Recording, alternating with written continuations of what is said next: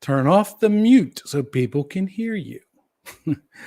Welcome to the After Hours Live with Chuck Bowser, RCD, where you get to ask your favorite RCDD your questions about ICT design, installation, certification, estimation, project management, career path, whatever the case may be. I will forewarn you, we hear thunder outside. We live in the country. So sometimes in this kind of scenario, we lose power. So just kind of forewarning you. Now, like with every show, we always start off with, what are you drinking? What are you drinking? Put it in the comment box. So as usual, I'm drinking another Zevia drink. This time it is grape. It looks like water, but it is grape Zevia. So make sure you put in the, hello, Fernando. You never sent me that email, buddy. I need you to send me the email so that I can hook you up with that mentor. So send me an email, chuck@letstalkcabling.com. Yeah, I saw that. He said, I see that you're saying that my camera is a little fuzzy. I'm not sure what is going on there. I'm thinking maybe it's because it's after 6 o'clock and a whole bunch of people in the neighborhood are online, maybe. I don't know. I'm not sure why it's doing that. So what are you drinking, Fernando? Put it in the chat box. Anybody else? Let me see anybody else on there. Make sure you put in the chat box, what are you drinking tonight? And as you know, we always start off on every episode. We have the acronym challenge. The acronym challenge. Today's acronym is NOC, also known as a knock. What is that? If you think you know what a knock is, put your answer in the chat box. Put your answer in the chat box. What is a knock? What's that acronym mean? And while we're here, I got to put up my my public service announcement about acronyms. Please help control the acronym population. Have your acronym spayed or neutered. We have enough. We don't need any more. So again, what is a knock? Put your answer in the chat box if you think you know what it is. And I got to put on my safety glasses so the words don't fall off the screen and hit me in the eye. So a NOC is a network operations center. Network operations center. Typically, you're going to find network operations centers like you have a large data center, and then there's like another room right off of that where there's people sitting inside and they kind of monitor the data center. That is a network operations center. Yes. So yes, it's Chuck at letstalkcabling.com. Chuck at letstalkcabling.com. Because I got a guy who's lined up and wants to be your mentor. I just got to give him your contact information. Shotzi's in the house with his Diet Dr. Pepper. Hello, everybody. Again, just kind of forewarn everybody, we are having a thunderstorm outside, and we do live in the country. So there's a chance that my internet might go out. Just giving you forewarning. So again, make sure you put your questions in the chat box, right? Put your questions in the chat box so that way we can answer them. I have the comments section up and running so I can keep an eye on everybody. So the first question tonight comes from John. And John's in New Jersey. Hey, John, what exit you off of? That's an old Joe Piscopo skit there. And I'm not even going to try to read this in my best New Jersey accent because I just can't talk that way. Hey, you know, I do a lot of training on the Eastern Seaboard, and I was one time traveling from Long Island to New Jersey, and I put the address in my GPS, and it basically said, go west and then go south until you step in it. Go west till you smell it, go south till you step in it. That's how it told me to get to New Jersey. Is that true? I don't know. So the question from John is, we are installing a cable in a warehouse, and we need to use a personnel lift or a boom lift. What are some tips for us to use it safely? So my first piece of advice to you would be get training. Okay, most of the rental companies will have someone come out and certify you to use a piece of equipment. Make sure that you get it. And you're going to need it for the exact piece of equipment because the way you work a personnel lift is going to be different from a boom lift, from an articulating lift. Each one is going to have its own type of requirements, safety requirements. Now, when the driver does come out and they drop off that piece of equipment, They do give you about a 5 or 10 minute orientation on that actual piece of equipment, and they may even drop you some safety hints, but don't rely on that as for your safety training. Okay, so make sure you get safety training. A lot of times they're going to give you a certification or a card, and that's going to kind of help with that. Then you also make sure that when you order that piece of equipment, that safety, that personnel lift, that you know how high it is that you're going to have to work. For example, in a lot of warehouses, they're generally going to be 22-foot ceilings or 24-foot ceilings. So your lift has to be able to go up high enough so that you can get up to what's called the working height and be able to work in that. Some heights, some lifts only go up, don't go up to 22 or 24 feet. They go up less. So make sure that you get the one that can actually service the height that you're going to be working at.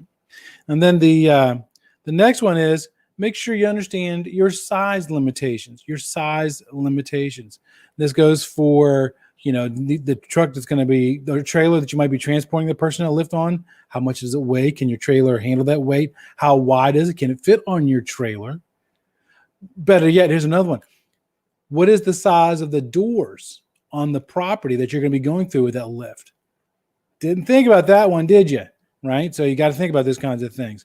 You also have to worry about, because sometimes the general contractors are going to require you to put down some kind of padding on the floor, or to put tape on the wheels not to mark the flooring. Better make sure that you understand that. When you get that piece of equipment, you want to do the walk around, just like I do with my Harley. Every time I go to ride it, I do the walk around. I fire it up while it's warming up. I check the turn signals, left turn signal, right turn signal, make sure the headlight's working, the taillight's working. I check my tire pressure, right? That's called the safety walk around. You want to do the exact same thing with a personnel lift, right? So there's the exact same thing. So when you do that, make sure that you're looking at, number one, where are the emergency controls, and make sure you understand how they operate, what the buttons actually do, and make sure you know where the ground controls are. Because trust me, you don't want to be stuck on the top of a personnel lift in a remote part of the building and you can't get down because your controls aren't working correctly. There should be some on the ground. Matter of fact, a lot of times some people will move the personnel lift with the ground controls. And we'll talk more about that in just a minute. Make sure that if it has any kind of stabilizer or outriggers, that you're using and have them set up correctly. That's going to help keep the personnel lift level and keep it from tipping over. Also, make sure you follow your OSHA guidelines for as far as securing yourself inside that lift. There are some different things you need to know there. When you're working on that lift, some more safety things. Make sure that you don't remove the chain gate and you don't remove the bar enclosure. Okay. You never want to modify that lift. You always want to keep it exactly the way it came from the rental company. Because number one, you can get charged for it. Number two, that safety equipment's there not because they just want to be cool, because they want to make sure that you are safe operating that piece of equipment. So never modify any piece of equipment. I used to work on some job sites where the first thing the guys would do is they modify the controls on them.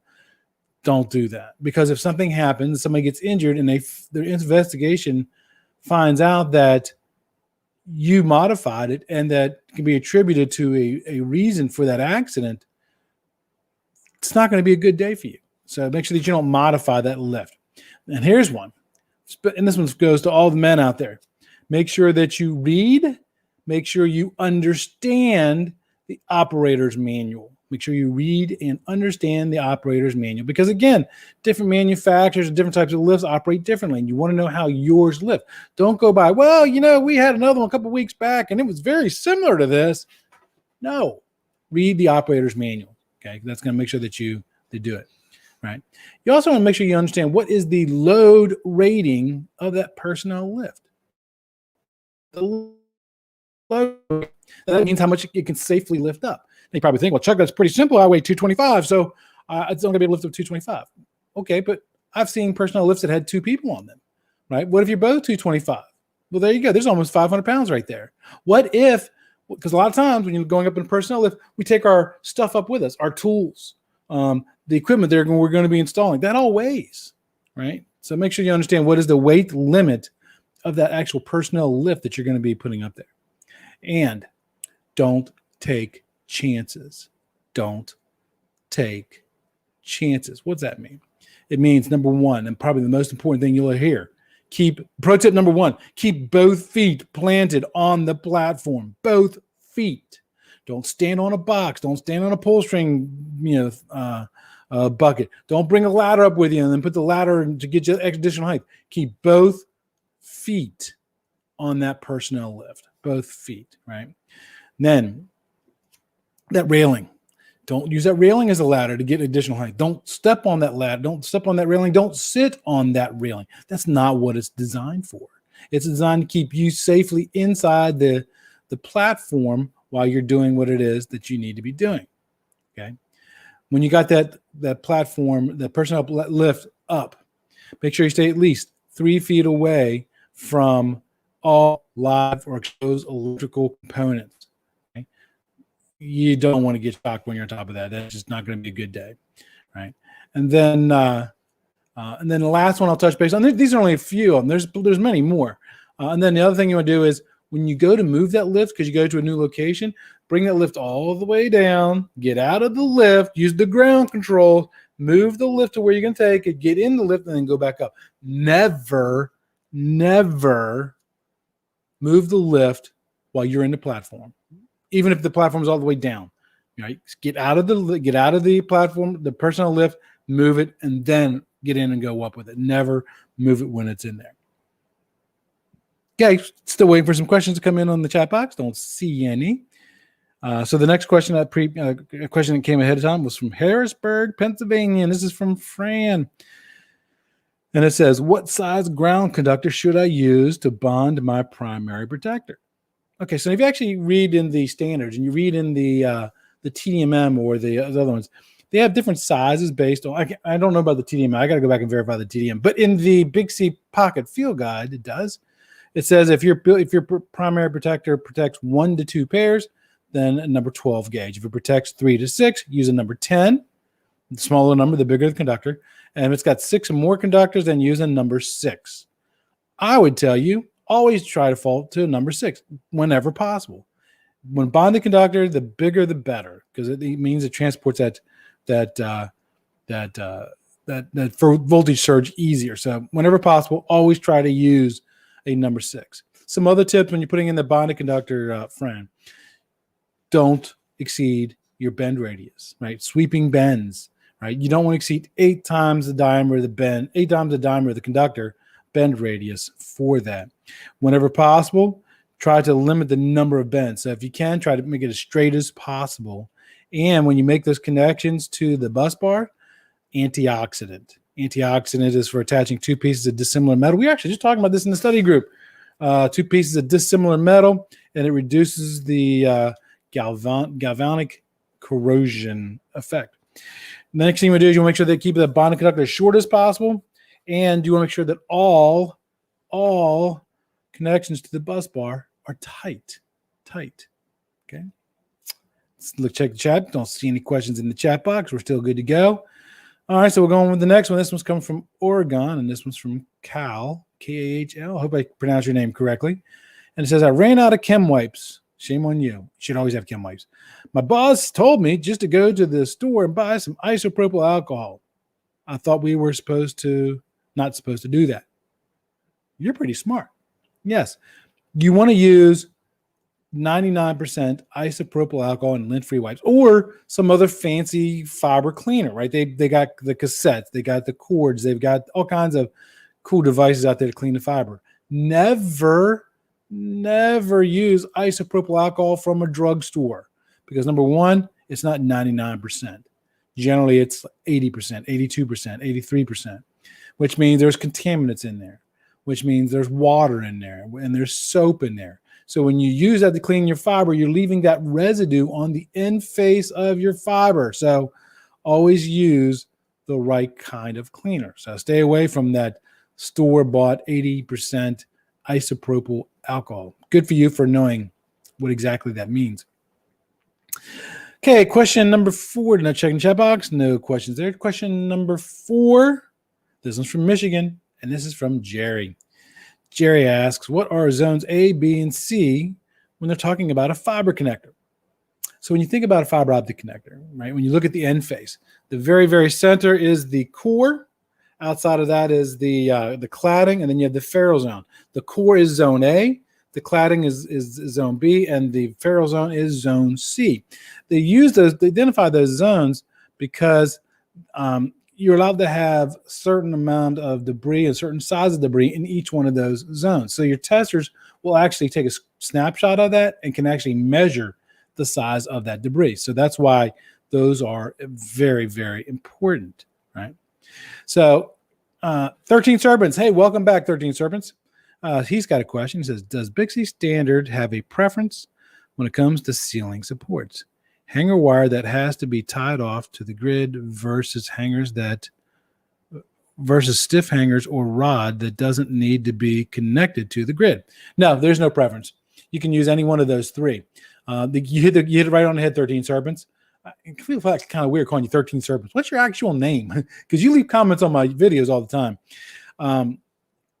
So if you hit the nail on the head, if you are using a ceiling grid wire, both ends have to be attached. One end to the ceiling, one end to the ceiling grid, and you got to identify that as yours, right? So some people, to get around that, not having to worry about that, they'll use, for example, like a beam clamp that's got the threads inside of it, and they'll put a piece of all thread and they'll attach the all thread. That's fine, right? And then the other one also is the rod. So as long as it's stiff like that, you're fine. What you don't want to do is you don't want to shoot a ceiling grid wire, put the J hook on that wire, and then cut that ceiling grid wire and let that ceiling grid wire hang. You don't want to do that. So there is no preference on either one of those three in any of the manuals that I ever recall reading, but that should certainly help you there. Okay, so that was his question. David, pleasure to meet you, David. I think, aren't you in our study group, David? I seem to think you are for some reason. I'm not sure. Yeah. So the next question, number 5, and this is from Steve, and Steve's from New Hampshire. And he says, Chuck's got sloppy handwriting. Chuck needs to improve his handwriting. I am venturing out on my own. That's what it is. And starting a cable company. Most of my jobs have been small, and I basically just use the scope of work and have them sign that for acceptance. I have a customer who wants a contract. What would you do? Step 1, get a lawyer. Okay, I didn't stay at a Holiday Inn Select last night. I can't even pretend to be a lawyer. Get a lawyer. Now, you can certainly write up your own contract, but have a lawyer review it. I've read a lot of contracts. I've signed a lot of contracts. I've written contracts. But generally, I've always gone through corporate counsel. So make sure that's step number 1. So here are 5 tips that I could just think of off the top of my head. There's probably more, but these are just 5 tips that I can think of off the top of my head when it comes to contracts, right? Number 1, get it in writing. Put everything in writing. Make sure that everybody signs the contract and dates the contract. Now, like I said, I signed a lot of contracts. So a lot of times now, especially in our COVID pandemic environment, there are ways where you can actually send a PDF document, and there's a way you can sign a PDF document that's just as good as a legal signature. I've never had to go to court over a document that's been signed digitally or not, but they claim that it is still just as good. And also, when you're doing that, make sure that the person because it's 2 parties that sign a contract. You sign it, and then the person that is going to do the work with is going to sign as well.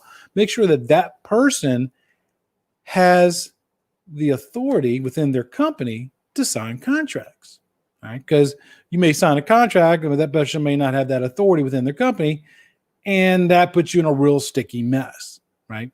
Is the company still obligated because you signed a contract?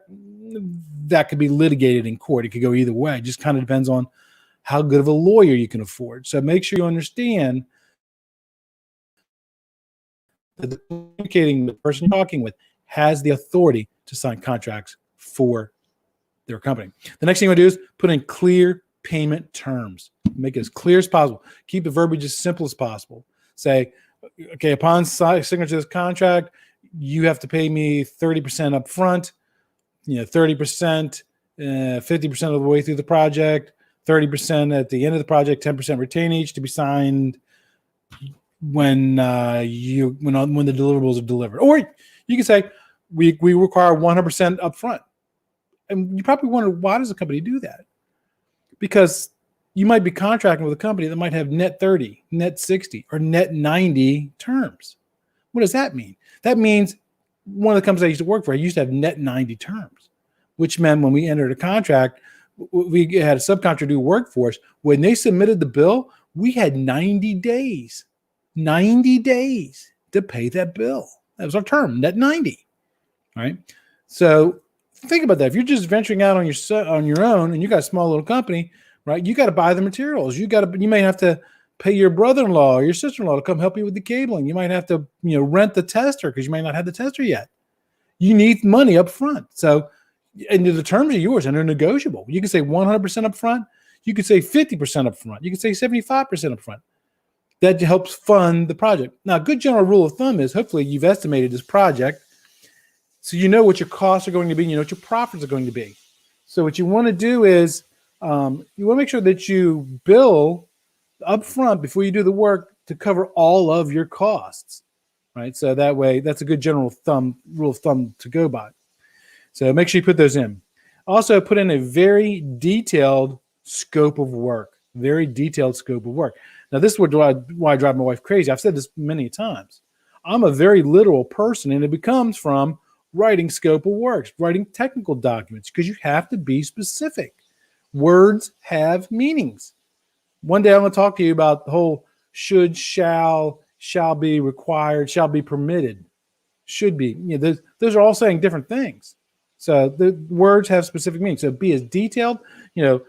Talk about the horizontal cable. Talk about the drops, the types of drops, the number of drops, the type of cable, the color of the cables, the color of the jacks, where the closet is going to be terminated, what kind of block it's going to be terminated on, how it's going to be tested, certified. Are you going to do a certification test or a validation test, right? Make sure you're very, very specific. Very, very specific. And also include some kind of a schedule, right? Say, we're going to start on the 1st of the month and we'll be done by the 15th of the month, right? So that way, if you're halfway through the project and something happens on site, I don't know, pandemic, you can't get on site because of a pandemic or a construction site, and now the project was supposed to be done in 6 weeks, gets bumped out to 6 months, you have the ability to charge extra now because you put that clearly in your contract, right? So you got to make sure that that you're doing that, because if you leave it out, you're shooting yourself in the foot. Also, make sure that who the parties are and don't assume. So generally, you'll find in the first paragraph, it'll say, ABC cable contractor is going to do work, is going to be here to refer to as contractor, and John's marketing service he'll be referred to as customer. Now, the rest of the document, you can say contractor, customer, but identifying that very first paragraph who those parties are. Okay. And then another thing you want to put in there is how you're going to resolve conflict and what state laws are going to govern. This is really, especially if, like, let's say you're in the New York area, right? Well, you could be working in New York, you could be working in New Jersey, you could be working in Pennsylvania or Delaware. Which state is going to govern the rules that you're going to go by? Because the laws are going to be different in each one of those states. So in your contract, if you're based out of Delaware, you could say arbitrary will be done through the laws of Delaware. That way you don't have to, and be conducted in Delaware. That way you don't have to go to New York, because that means that's where your customer is. So make sure that you clearly understand that, right? And then also make sure you put in there how will the contract be finalized? How will it be terminated? That's one of the things that most people miss, is terminating contracts. Okay, so talk about, is there going to be a final walkthrough, or is there not going to be a final walkthrough? How will punch lists be resolved? How much time do you have to resolve the items on a punch list, right? And then also make sure, what kind of deliverables are you going to be giving to the customer? Are you going to be giving as-built, red lines? Are you just going to take a marker and put them on an existing print that was given to you? Or are you going to have a CAD person actually put them on a drawing? Are you going to give them cut sheets on the connectors and the patch panels? Are you going to be doing test results? Are those test results going to be submitted printed form, or are they going to be submitted electronic form, right? These are all things that you need to be very specific about in how to keep it done. Now, when you write your contract, this is I think I'm well past 5 tips here. So here's another tip. Keep the language simple. You don't have to break out your best, you don't wax poetic with your best lawyerese, Make it simple so that way everybody can clearly understand it. Trust me, even the lawyers will appreciate that you do that. And then also, a lot of people don't think about this one too. I'm sorry, my 5-month-old puppy's here. She wants attention. Put in a confidentiality clause. And the confidentiality clause, you'll just say, that way you respect each other's digital rights and property rights and stuff. So that way they can't post stuff out there that would cause you problems. You can't post stuff out there that would cause them problems. So those are my submitted questions. I did see 2 more questions come in. So Judith asked us, what is the best way to estimate cable installation lengths for inside plant, medium to large projects? Wow, that's a great question. If you have time, the best way is to individually measure each and every run, okay? Being an estimator for 10 years, sometimes you don't have that kind of time, right, Judith? I'm assuming you're an estimator because you're asking that question. So another method that can be done is you can do what's called averaging. So what you do is you find 3 to 5 of your longest runs, 3 to 5 of your shortest runs, and then you divide those, you add them all up, you divide them up to come up with an average. Don't forget your drops, don't forget your slack. You'll get a bit done faster that way. But you're also taking the chance on actually having not enough cable or too much cable. And I will forewarn you, for everybody who's listening here today, because we have 9 people here so far, every estimate that goes out the door has a mistake in it.